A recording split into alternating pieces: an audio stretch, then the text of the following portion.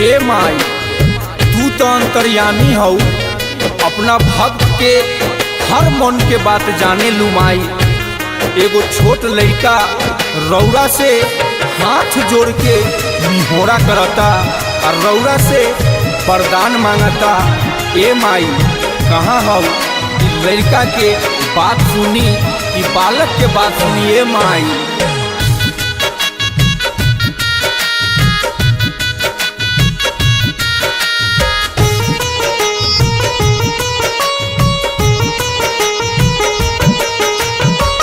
नौ दिन हम के हाँ सबलुए माई रखलू नेहिया जो रखे।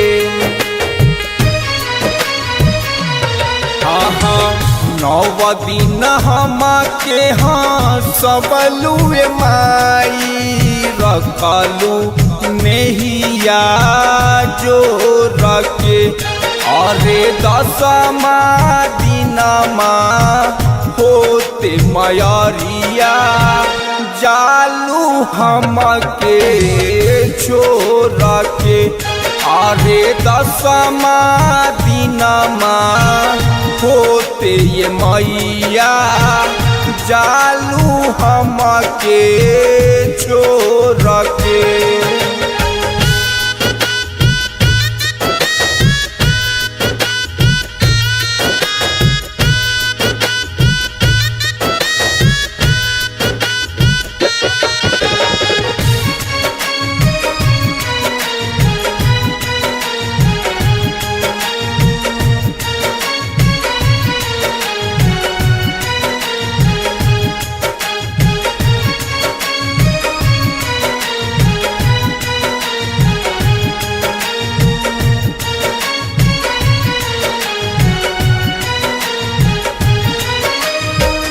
अंगना निपवनी चौका पुरबनी कैली तोहारो पूजाई हो।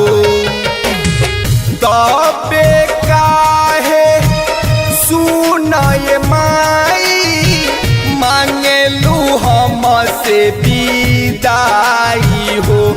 अरे दूनू हथबा जोड़ी नतिया करत बानी भोर से। अरे दसमा दिनमा होते मयरिया जालू हम के छोड़ के। अरे दसमा दिनमा होते माई जालू हम के छोड़ के।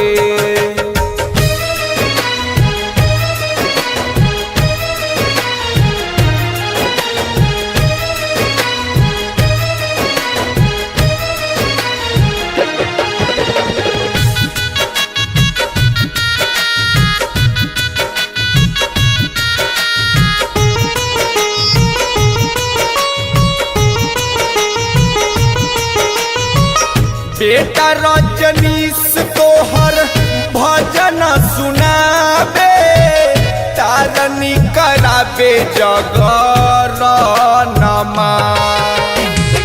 बेटा रजनीश तोहर भजन सुनाबे तारनी कराबे जगरणमा। अरे तबो काहे सुनाए माई हो जईबू कल सपनमा। अरे तबो काहे सुनाए माई हो जईबू कल सपनमा।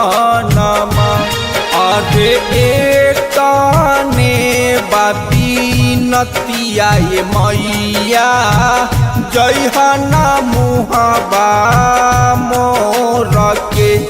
अरे दसमा दिनमा होते माई जालू हम के छोड़ के।